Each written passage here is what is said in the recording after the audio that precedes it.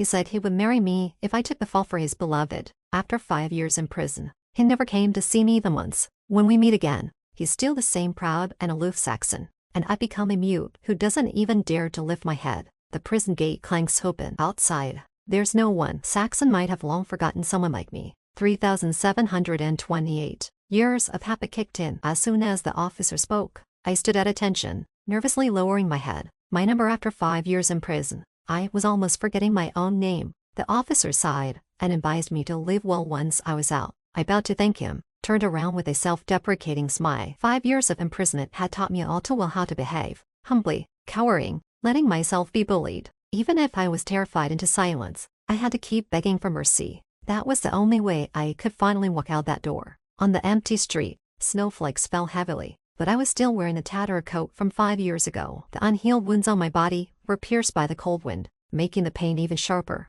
I looked around, but still couldn't see Saxon. He really didn't come to pick me up. I'm not sure how long I walked before I finally reached Conan's house, but I didn't dare knock. Would he keep his promise? Saxon never liked me before. He certainly wouldn't want to marry me now. Who would like a mute with heavy, nearly frowning legs? I left Conan's house. As I reached the corner, a black car stopped in front of me. The window rolled down, and Saxon's stern face appeared. "Are you Dominic?" When my vacant eyes met Saxon's, I was momentarily stunned, a wave of immense joy rising within me. He still remembered me. Saxon hadn't forgotten me. I was just about to raise my hand to greet him when I noticed Saxon frowning, scrutinizing me from head to toe. His eyes filled with disbelief. Aloof, indifferent, surprised there wasn't a trace of joy. Saxon looked as distinguished and polished as he did 5 years ago. As for me, I had long been used as prey, carved into the shape others wanted. No longer the bright and sunny Dominic. I quickly lowered my head, gripping the torn hem of my shirt tightly. "Dominic," Saxon called again. I moved my lips, trying to call out his name, but no sound came out. "Yes, I'm still mute." What was I even hoping for? At that moment, another cold voice came. "Saxon, get out of here." I looked up slightly and saw a vaguely recognizable figure in the back seat of the car. Through the window it was Saxon's uncle, Horace. He was looking at me with a frown, his eyes devoid of warmth, with a stern, intimidating presence. I thought he was targeting me after being humiliated and bullied in prison for 5 years. The painful memories made me immediately bow and apologize. I feared that this seemingly unpleasant person might, like others, hit me, insult me, tear my clothes. My back bent lower and lower, retreating repeatedly until I stumbled and fell by the roadside. The wounds on my arms, still healing, were scraped again, blood staining my thin clothes. It hurt so much, but my throat only emitted harsh, painful cries. Saxon got out of the car and walked toward me. A glimmer of hope rose in my heart. He wouldn't disdain me, would he? That's why he got out to help me. 5 years without visiting, but surely he hadn't forgotten me as I feared. Since I took the fall for his beloved, Saxon should at least be grateful, right? However, Saxon stopped a meter away from me. With a sigh, I looked up at him. I caught a glimpse of his fleeting annoyance. The last bit of light in my eyes vanished. I clenched my fists, trying to stand up. The pain in my ankle made me collapse back to the ground. "Saxon," I silently pleaded with him in my heart, but his response was impatience. "Go home. I'll find you in a few days." With those words, he turned and walked away, his steps quick as if something disgusting was chasing him. Home. Do I even have a home? Before meeting Saxon, I was an orphan. After meeting Saxon, he once drove all night to another city to keep me company on a business trip because I was scared. When I cried over work troubles, he held me in his arms and comforted me softly. I said I wanted to eat dumplings, and despite never having cooked before, he got up in the middle of the night to make them for me. He cut himself with a knife several times and even burned himself, yet he still blamed himself. Just because the dumplings weren't cooked properly, he couldn't give them to me. At the time, I thought, this must be love, right? But just as I thought, I finally had a home. His beloved Joan returned from abroad. The moment I saw Joan, I realized Saxon's tenderness and affection were not for me, but were merely a way to remember someone else through my face. I wanted to ask Saxon. That night, he drove all night to find me. Was he worried that Joan might be scared in a foreign land? When he comforted me, were those words meant for Joan instead? When he made dumplings for me, was he thinking of calling Joan to ask if she was eating well? In the end, I was too weak to ask. At that moment, I hated my face so much. Why did I look like Joan? For a long time, I lived in self-loathing and pain. I had decided to leave him, but before I could, Joan got into a conflict with someone and that person accidentally died. And I was at the scene. Saxon told me that if I confessed to the police that I was the one who did it, he would marry me. How absurd and laughable. Others marry for love, but I had to take the blame for his beloved in exchange for a marriage devoid of love. But I agreed. At that time, I naively thought that if I could touch his heart with sincerity, Saxon would eventually come to love me. For Saxon, I could give up everything, so humbly, fearing he wouldn't love me. Yet, after suffering 5 years of imprisonment, he still didn't love me. The snow grew heavier, my tears blurred my eyes, and Saxon's figure was long gone. Enduring the pain in my ankle, I struggled to stand up, swaying and almost falling when a strong arm caught my waist. I had been so lost in my thoughts that I didn't notice Horace had walked back. I looked up at his cold gaze, instinctively huddling and trembling. Please don't hit me. Don't hit me. I promise I won't cling to Saxon or Conan's family again. Am I a devil? Horace said irritably. Letting go of me, I retreated, with my half-lame leg, head hanging low, wishing I could bury myself in the snow. Out of the corner of my eye, I saw Horace lift his arm, and I thought he was going to hit me. I covered my head and knelt on the ground, sobbing and begging, "Get up." Horace yanked me up. "You're Saxon's fiancé. No one can bully Conan's family." He took off his down jacket and wrapped it around me, reaching my ankles, covering me completely and shielding me from the biting cold wind and snow. I glanced at him timidly, seeing no trace of disgust in his eyes. I breathed a slight sigh of relief. Someone still remembered Saxon's promise, remembered I was Saxon's fiancé. Horace took me back to Conan's house. When Saxon saw me upon returning, his frown deepened. "What are you doing here?" My heart sank again, and the servant's disdainful look stung. The new clothes provided by Conan's house were smooth, but they felt like an insult. The bright colors only highlighted my pale face. Perhaps in their eyes, a clown remains a clown even in new clothes. Perhaps feeling it was inappropriate, Saxon quickly changed his tone. "I didn't mean it like that. Forget it. You can stay here for now." What had blurted out upon seeing me revealed his true feelings more clearly. Saxon not only forgot me, but seemed to despise me. In the half-month I stayed at Conan's house, I only saw Saxon on the first day. He never returned afterward. The servants' looks grew increasingly mocking, openly criticizing my audacity for staying despite Saxon's clear lack of welcome. What hope did I still have for him? In the mirror, my face was dry and my eyes sunken. I questioned myself. "Dominic, can't you have a bit of self-awareness?" I took off the new clothes, prepared by Conan's house, changed into the only piece of clothing I had tattered and worn and prepared to leave. But at the door, I encountered Saxon's driver, who said Saxon wanted him to take me out for a meal. I shook my head, signaling that Saxon wouldn't take me out for a meal. He disliked me so much that he didn't even return home to avoid seeing me. So why would he invite me out? The driver thought I was reluctant and kept urging me to get in the car, insisting I should come. His persistence almost rekindled a glimmer of hope in me. Perhaps Saxon, having seen me suddenly, was initially unable to accept it and avoided me. Now, he had come to terms with it and wanted to discuss things properly. While I hesitated, the driver half pushed me into the car. The car stopped at a luxurious club, where the decor was extravagant, and the guests were stylish. I hadn't even had time to change my clothes. Still in that tattered old outfit, I felt out of place. If Saxon wanted to talk to me, why would he choose such a place? I had a bad premonition. As I pondered, I was led by the driver to the private room door. The driver knocked and then left. Standing at the door, nervous and disoriented, someone eventually came to open it. When the door opened, my heart leaped into my throat. The person warmly pulled me inside, where a variety of men and women were seated. In the center was Joan. Time had not left a mark on her face. If anything, she looked even more glamorous. Compared to her, I wasn't even a clown. She was a dazzling gem. While I have been in admired darkness and weakness since the day I entered prison, Saxon wasn't here. Joan was the only one who knew me here. She must have been the one who tricked me into coming. I couldn't even question her. I didn't want to sign in front of her. I turned to leave, but her friend stopped me, exaggeratingly laughing and inviting me to sit down. They blocked the door, and I couldn't get out, so I had no choice but to let them pull me back. Someone joked, after all these years, I didn't expect Saxon to still be so fond of Joan. Joan had him call his fiancée to show everyone, and he really did it just to please Joan. Everyone turned to look at me. Some were watching with amusement, others were mocking, and some were disdainful. A sharp pain pierced my heart. The habit of enduring from my time in prison made me only know how to endure. I lowered my head and gritted my teeth. Joan was sitting, and I was standing. Joan was confident and graceful, holding her head high. I was tense all over, shrinking and timid. In front of her, I felt like a deeply guilty person, but she was the one who had done wrong. It was her impulsiveness and reckless violence that landed me in prison. Saxon promised to marry me, but to make her spy, he deceived me into coming here so that Joan and her friends could humiliate me. Joan looked me over as if she were a superior, inspecting a lowly servant from the old society, saying coolly, "Dominic, it's been a while. I'm sorry. I was just joking with Saxon. I didn't expect him to actually bring you here." But from her gaze and tone, I felt not a hint of apology. She even seemed quite pleased. Someone whispered to Joan, "Stop being moody. As long as Saxon isn't blind, he must like you." Others laughed loudly. What nonsense. Even if Saxon were blind, he would still only love Joan. This is in ancient times. There's no such thing as arranged marriages. Even his grandmother, why does she have to force him to marry a stranger? Arranged marriage. Is Saxon telling others that his grandmother forced him to marry me? I wanted to ask if Saxon really said that, but in my panic, I momentarily forgot that I was mute and could only make noises. It was harsh and grating. I had no dignity in front of Joan. Joan seemed to have discovered something amusing and asked me with a laugh, "Dominic, you can't speak."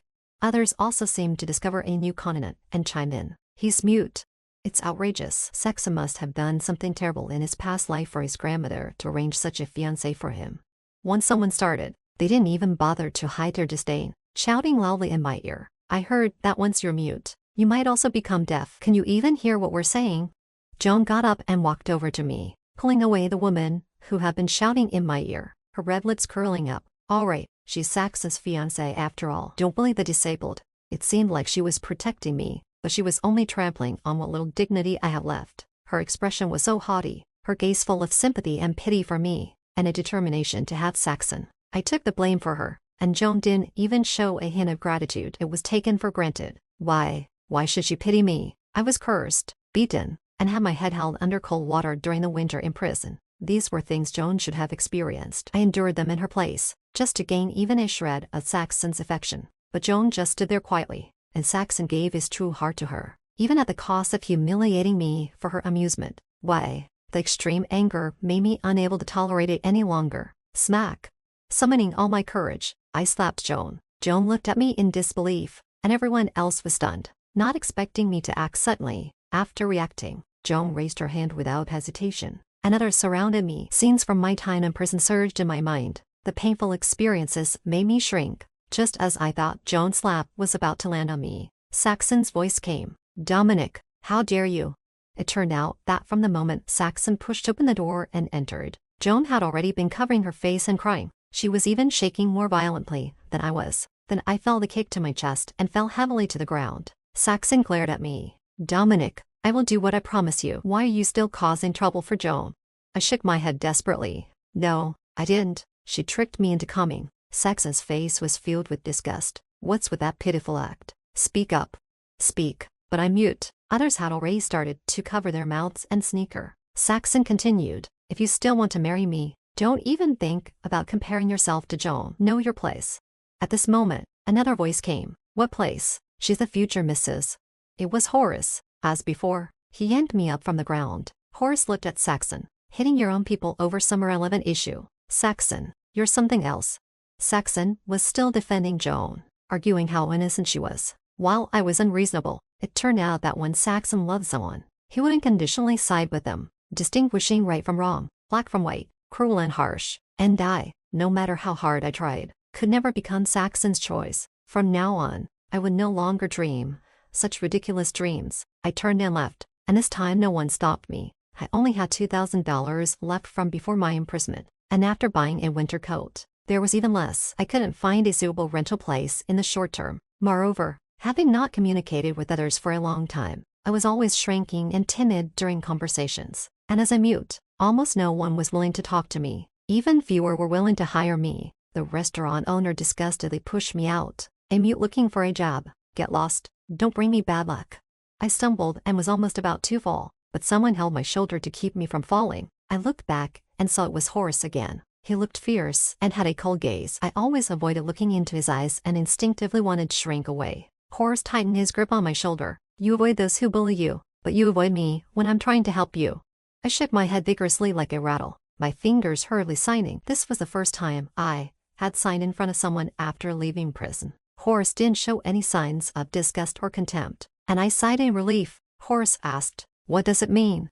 He held his palm up for me to write on, looking at his broad palm. I hesitated for a moment, and Horace urged, "Write quickly." My fingers hovered over his palm, hesitating for a long time, not knowing what to write. In the end, I wrote only 2 words. Horace laughed in frustration. Thanks. You just signed 2 words after all that. His smile was more frightening than his frown. I bowed deeply to him and, while he was momentarily stunned, quickly turned and left. I couldn't tell him the truth. I thought he didn't look like a good person. Horace chased after me. Aren't you looking for a job? I have a house, and you can clean it every day. I knew Horace was deliberately saying this to help me, and I was very grateful to him. During the time Horace showed me the house, Saxon never contacted me, and I didn't reach out to him or follow his news. Without me as a stumbling block, Saxon must be very happy. I was unwilling to be deceived by Saxon and humiliated by Joan. Defeated and ruined, but the ingrained cowardice and inferiority from 5 years made me not know how to handle it. I hated myself for only being able to escape. I started working hard to earn money, unable to find a job in reality. I took orders online to draw. Every morning I drew, and in the afternoon I went out for walks, interacting with the outside world and working on my nearly disappearing communication skills. Horace would occasionally come over to inspect the work, although I knew he meant no harm. Seeing his fierce face made me instinctively shrink away. Horace said, "Look at you. No wonder Saxon and that mistress bully you like this." Everyone said I ruined Saxon and Joan's relationship, but clearly, when Saxon and I were together, he had already broken up with Joan, and it was Saxon who took the initiative to date me, just because they believed Saxon and Joan were true love. In their eyes, I became the villain. Horace was the first to stand by my side, acknowledging Joan as the mistress, but his tone was harsh and unfeeling, stabbing straight to my heart. All the grievances from 5 years surged up with his words, and I couldn't help but shed tears. Horace looked at my reddened eyes, momentarily at a loss. All right, my fault. I shouldn't have said that. After that day, Horace increased his visits. Perhaps he couldn't stand seeing me so weak, and he always took me to crowds or important occasions to build my courage. When someone dared to mock me as just a mute who could only sign, Horace's glance would make them either apologize or flee. Gradually, there were fewer and fewer people mocking me, and under Horace's influence, I began to care less about others' strange looks. My hollow, soulless eyes started to show a smile, radiating light when I saw Horace glaring and threatening those who bullied me. But Horace insisted I go to the hospital for treatment. I knew my muteness wasn't due to damaged vocal cords or other physical reasons, but rather psychological trauma. Overcoming psychological barriers inevitably meant confronting the painful memories of those 5 years in prison, memories I never wanted to recall. I was unwilling to face it. I argued with Horace, and he didn't come by for several days. In a fit of pique, I also ignored him. Even when I had a fever in the middle of the night, my head pounding like it was going to explode, I held back from asking him for help. The next day, Horace found me lying in bed, with a burning forehead, and took me to the hospital. He was grating his teeth in anger. You act so tough in front of me, but are you planning not to tell me if your brain gets damaged? Why don't you act so tough with Saxon?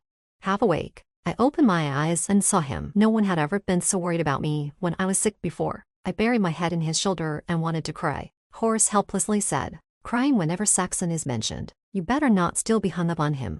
In the hospital room, Horace mentioned this more than once, his expression angry and restrained, as if he had suffered a great injustice. The doctor in charge of my treatment grumbled about Horace, saying, she married you, so she clearly cares about you. Stop obsessing over your wife's sex. I replied. Horace said.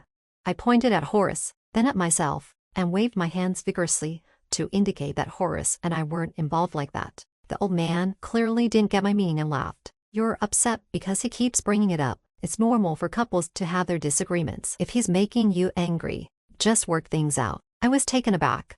Horace glanced at my flushed cheeks, gave a faint smile, and pushed the doctor out without saying a word of explanation. I covered my head, feeling too embarrassed to look at him. Horace's voice, filled with warmth, came from above me. I'm going to take care of something. Get some fresh air while I'm gone. Don't let yourself get too stuffy. I sighed with relief when I heard the door close. After a moment, just as I had pulled the covers back a little, there was a noise at the door. I thought Horace had returned, so I covered myself up again. But the next voice I heard was Saxon's. Dominic, I told you I'd marry you. Why won't you just give me a little more time?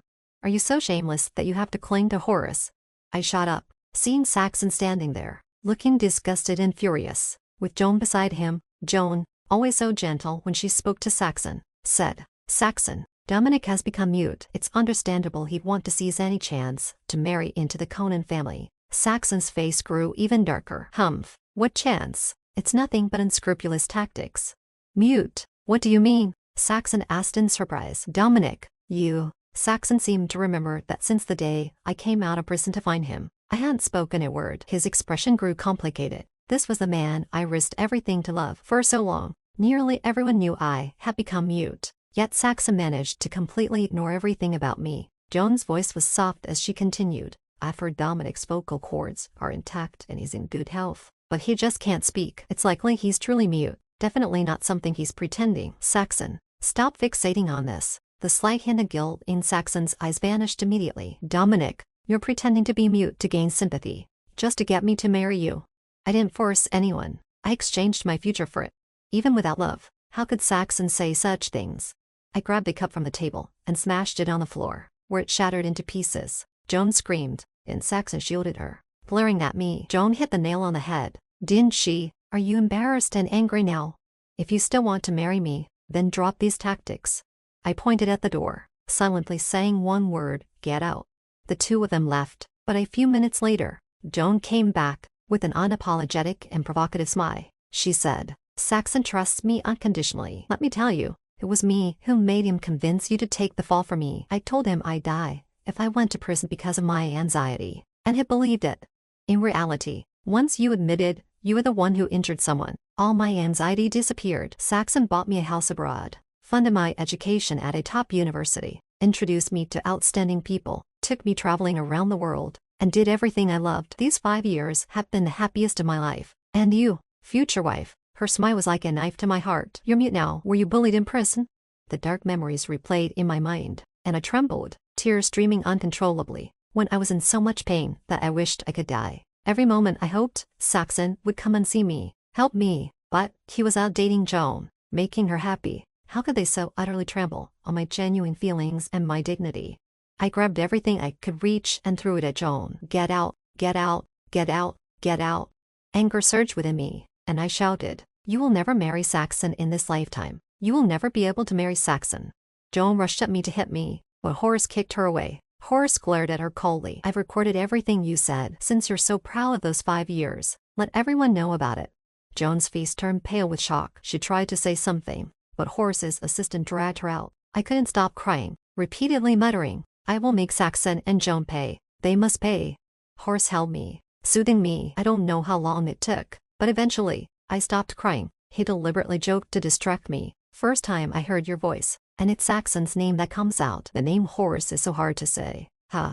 It was then that I realized I could speak. My eyes were full of surprise. I opened my mouth, wanting to call Horace's name, but found myself still in his embrace. My ears turned red, and I pressed my lips together, slightly moving away from him. Horace let go, looking at me with a half smile. Are you not planning to call my name for the rest of your life? Am I that frightening? I looked down, and Horace's gaze was fixed on me, unable to bear it any longer. I gathered my courage and looked up. Meeting his eyes, my mind went blank for a moment, and I asked him, Horace, do you like me? As soon as the words left my mouth, I regretted it and wished I could find a hole to hide in. Horace, however, answered calmly, don't you like me?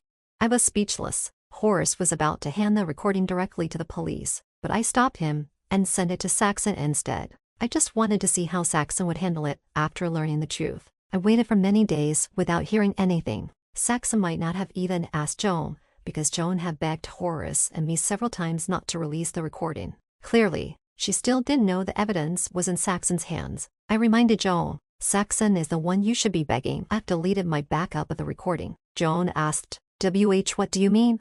I smiled and said, it means Saxon is the only one who can send you to prison right now. It's up to him how he chooses to act. I don't know what Joan said to him, but there were no reports of Saxon releasing or handing over the recording to the police. Saxon's grandmother, who is Horace's mother, came back from out of town and called Horace and me to the Conan family home to discuss the wedding and set the date. That evening, when the wedding was announced, Saxon came to see me, looking defeated, with bloodshot eyes and a strong smell of alcohol. He stared at me for a long time without speaking, as if holding something back. I said impatiently, you managed to cover up the assault for Joan. Now that I'm out of the way, shouldn't you and she be living happily? Why are you here?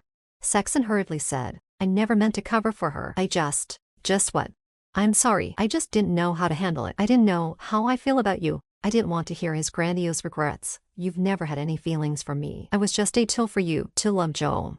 How many people are touched by your willingness to sacrifice your own marriage to ensure your beloved lives a carefree life?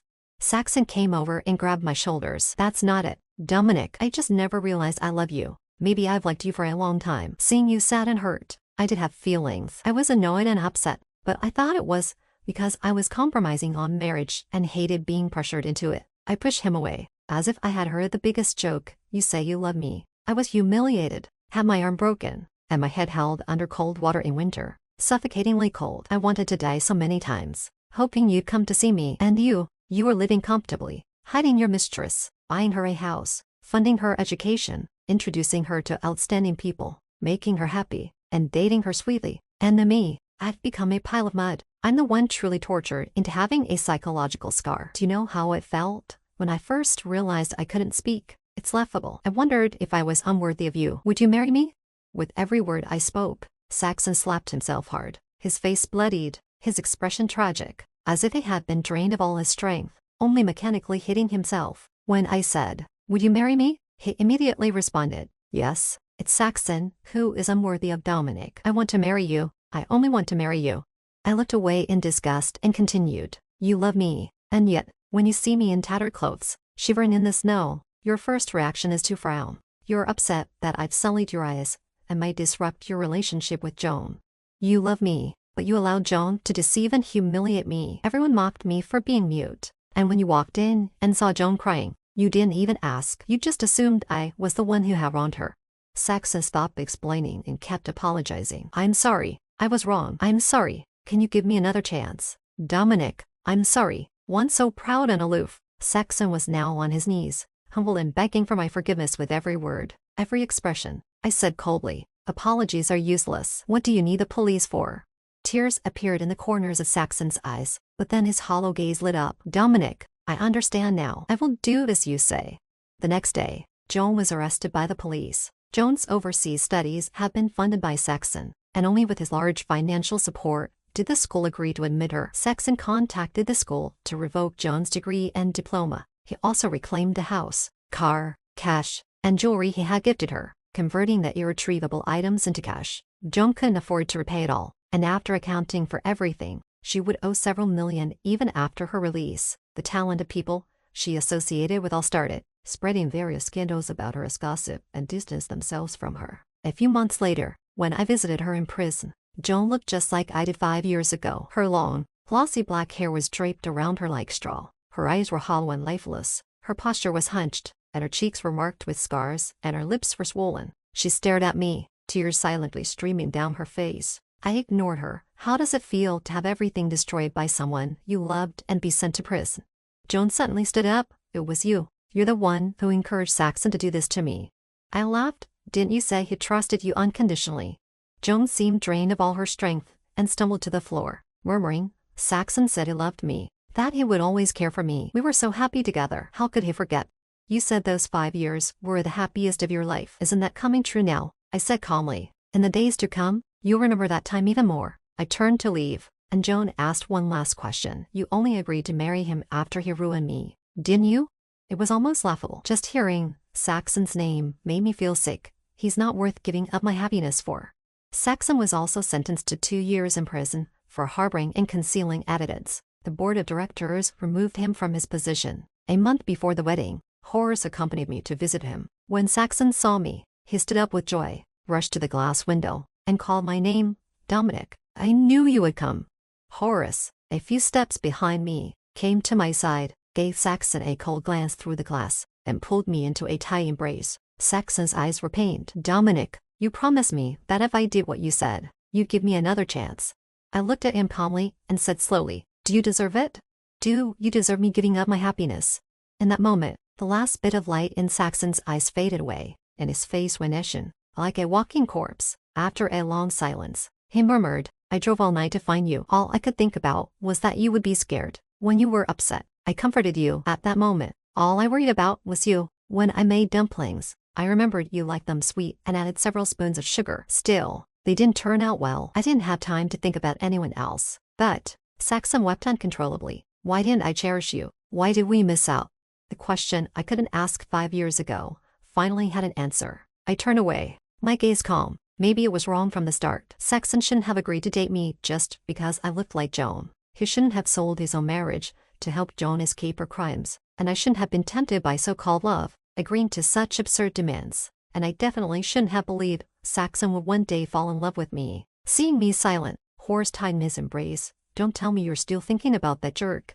I wrapped my arms around his waist, my cheek against his chest. Horace, I really like you. There was no immediate response, but his heartbeat said it all. I smiled, looked up at him, and tapped the spot over his heart. Horace, your heart is beating so fast. The next moment, Horace's kiss came suddenly. I stood on tiptoe to respond. This time, I was determined to hold on to the happiness that truly belonged to me. Horace kissed for a long time, and I was almost out of breath. He still wouldn't let go. Passers-by were all staring at us. I felt like a cooked shrimp, blushing and burning from ear to cheek. I tried to push him away, but Horace only tightened his hold around my waist. Finally, the kiss ended, but then, he grabbed the hand I had used to push him away and placed it on his chest, his lips close to my ear, his voice deep and husky. How does it feel?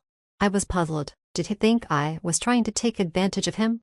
Horace said, do you want to get the marriage license? Once we're married, you can touch however you want. I pressed my hand a bit more firmly, couldn't help but swallow, and found it quite comfortable. Who could resist that? I blurted out, okay, sure. As soon as I finished speaking, Horace swept me up into his arms and ran towards the car parked nearby. The car drove straight to the marriage registration office. I was still in a daze until we finally had the red marriage certificate in hand. Horace, are we married now? Yes, we're married. Horace took my hand again and placed it over his chest. With the certificate, you can do whatever you want. I didn't think about it. I avoided his gaze, trying to pull my hand back. Horace smiled. Didn't think about what? He kept my hand over his heart. I just wanted you to feel my heartbeat, to let you know how happy I am right now. Horace's gaze was intense, and I couldn't handle it. I lowered my head. Even though I pressed my lips tightly together, I couldn't hide the smile at the corners of my mouth. I was truly happy. The story concludes here. Please feel free to subscribe to our channel for the latest content, with many novels updated daily.